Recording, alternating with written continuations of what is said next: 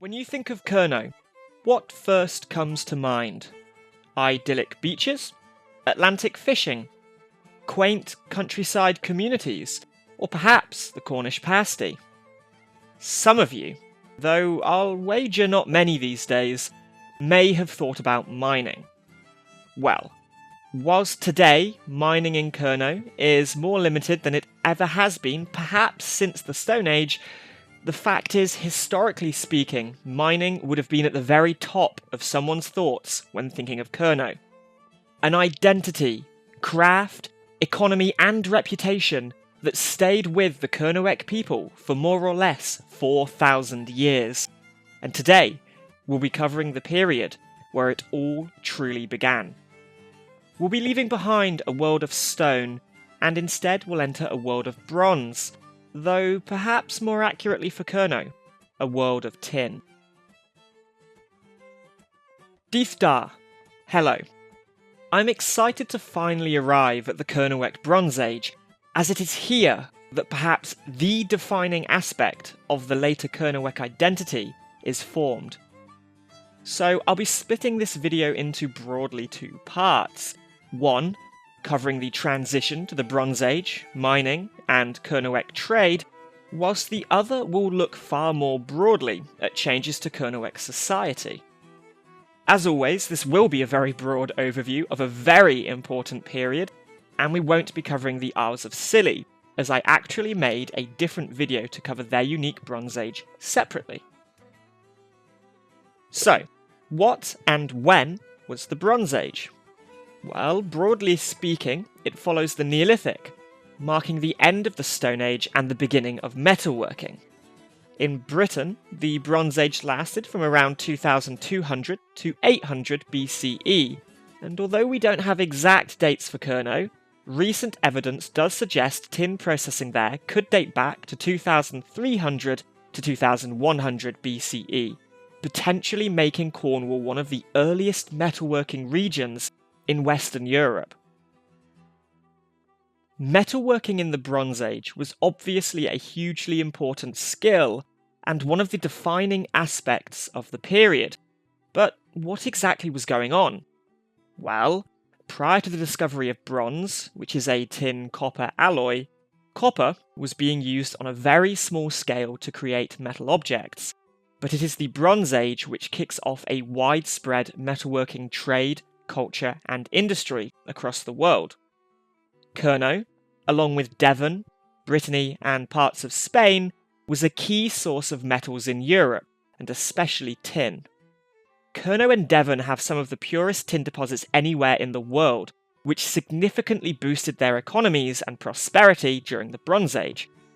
Kernow also had arsenic, copper, silver and gold during the period, which would have been used in different ways. It's also worth mentioning that although bronze quickly became a valued resource, it actually wasn't until around 1400 BCE that it became common in everyday life in Britain.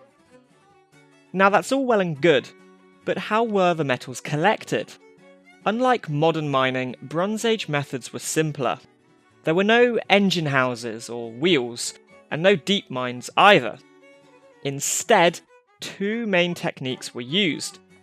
Firstly, they would collect grains of gold or tin from rivers using woolen fleeces, which were then processed to remove impurities and create objects.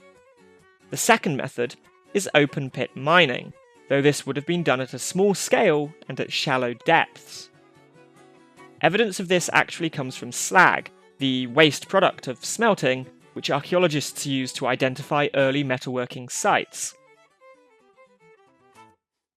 Tin mining in particular involved digging small pits near alluvial deposits to collect tin pebbles from the so-called tin ground, which were then smelted on site. This would have often then been placed in woolen fleeces too, to wash away the impurities. This method, actually known as tin streaming, would continue in Kernow on an industrial scale for centuries to come. Larger open cast mining has been argued as a possibility, but no evidence exists to date, and then through evidence from slag, archaeologists believe that tin working happened within settlements, whilst tin smelting would happen off-site, though the reasons for this remain largely unclear. From a more modern lens, we might be tempted to discuss pollution, but to me, perhaps the more likely idea is smelting tin where you find it simply means you have far less to carry back home. That is, however, my own conjecture. In reality, we don't know for sure. What about gold? Well, it's believed that around 200 kilos of gold were extracted from Kernow during just the early Bronze Age alone. There's debate about whether this was due to a gold rush or if it was simply a byproduct of the more important tin industry.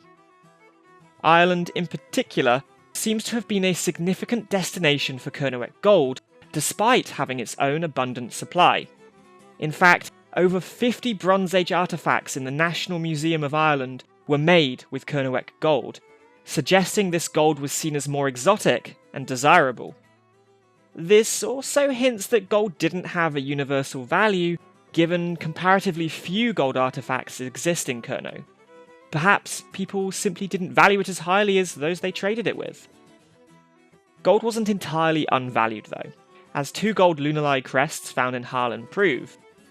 We don't know much about what was traded in return, but it's possible that perishable goods like food, livestock or textiles were exchanged, due to the lack of evidence we have today. To discuss Kernewek trade and interconnectivity in the Bronze Age, there are a few examples to look at. Firstly, the Rilliton Cup, which was found in a burial mound in Kernow. It's one of only 2 of its design found in Britain, and just 6 in Europe.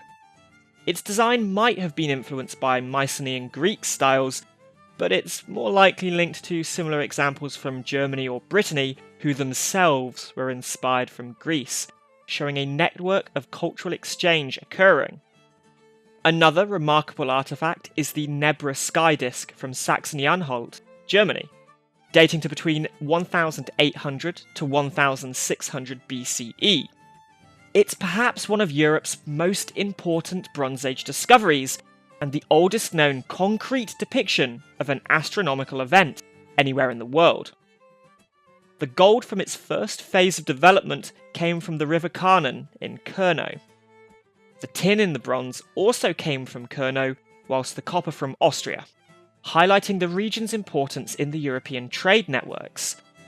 Other examples include the Pellant dagger, which is of Mycenaean type and may have actually come from Greece, dating to around the same time as the famous Trojan War.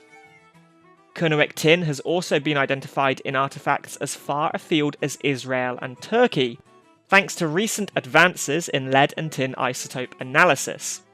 This has revealed how crucial Kernow was in the Eurasian tin trade. Minoan and later Mycenaean inscriptions on tin ingots suggest that the Greek region was a major distributor of tin in the Mediterranean, and Kernow was directly or indirectly supplying this. Finally, Kernow wasn't just exporting metals. Treviska-ware pottery, a unique Kernewek style, has been found across southern Britain, Ireland and Brittany, indicating that Kernow was not only a hub of metals production, but also a significant player in the cultural exchanges of Western Europe. That concludes the part of this video covering metals and trade, but the only developments in the Bronze Age weren't limited to metals, despite the name. So now we'll cover a bit more about what life was actually like for these people. Let's start with settlement. In the Neolithic, life was semi-mobile, with frequent migration. This trend does continue into the Bronze Age, but happens less frequently as time goes on. During the Bronze Age, people migrated roughly twice a year, and the best evidence and theories suggest 2 main types of settlements. Static farmlands for winter, called hendra in Kernewek, and grazing lands for summer, called hewas in Kernewek. Supposedly, around May Day or Cala May, communities would move their livestock to the hewas. Younger women and teenaged girls then stayed to manage the animals and maintain the hewas, while the men and older women returned to the hendra to work the crops.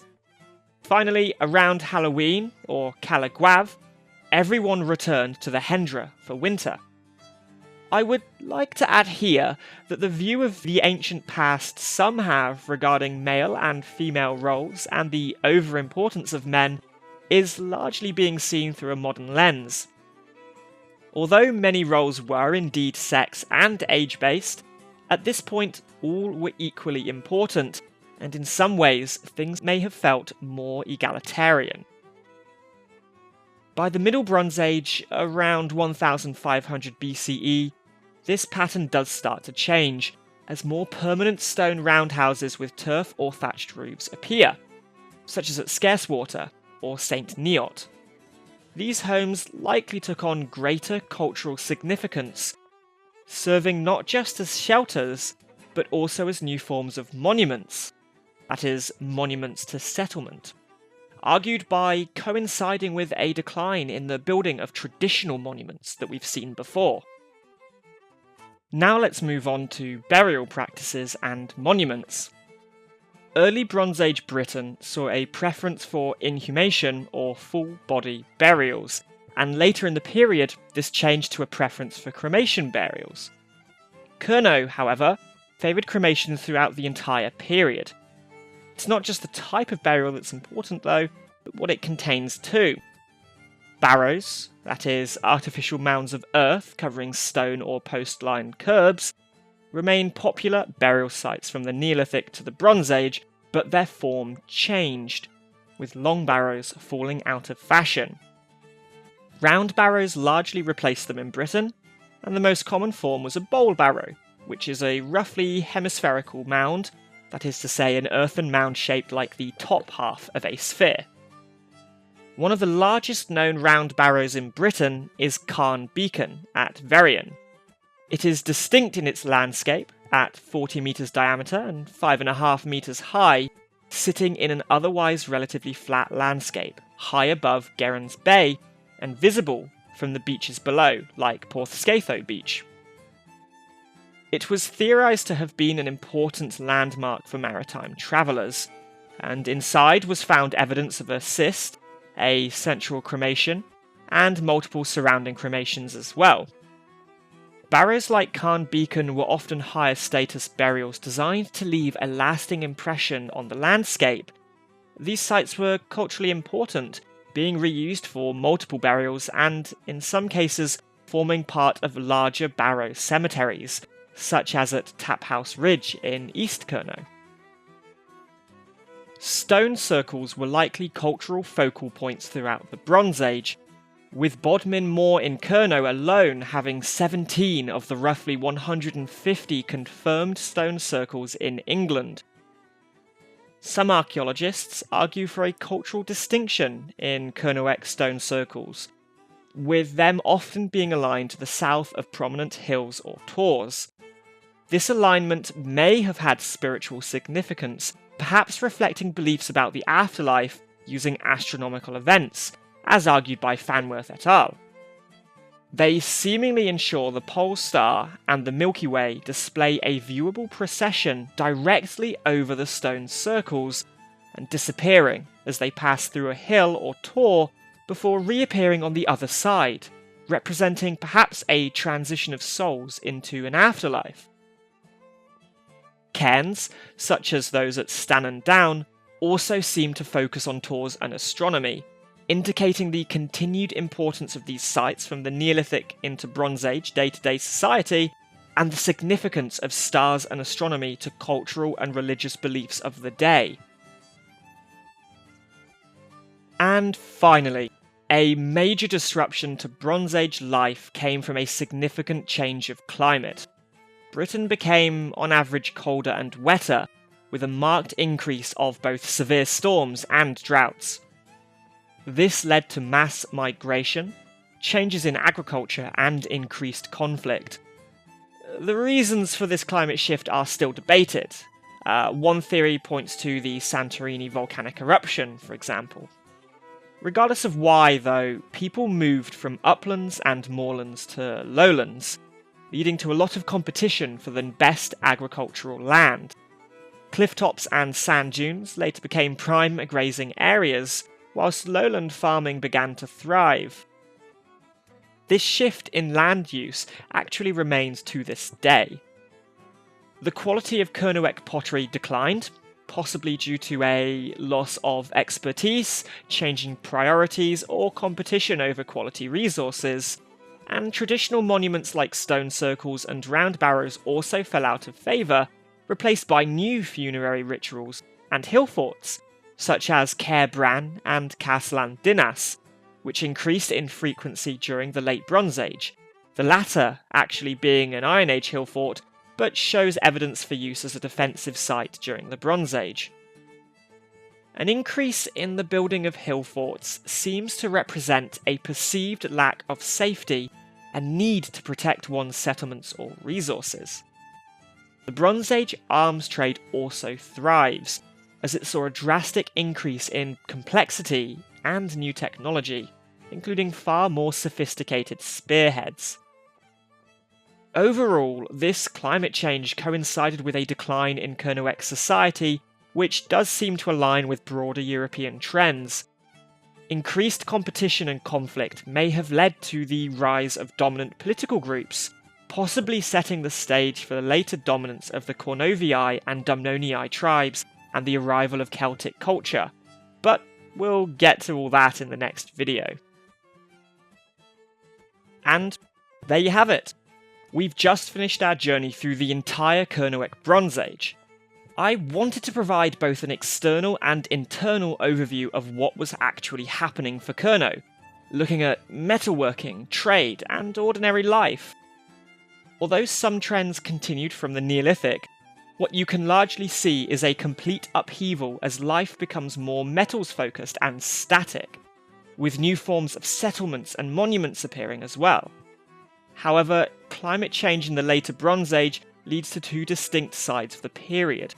One of seeming bounty, prosperity and growth, and the other of decline, change in lifestyles and growing conflict and tensions between communities.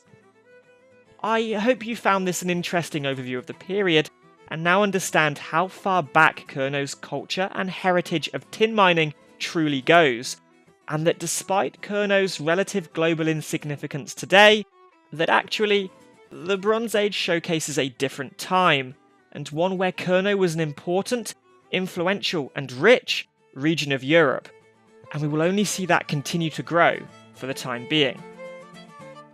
Dugenis ha Miraz. Thanks, and goodbye.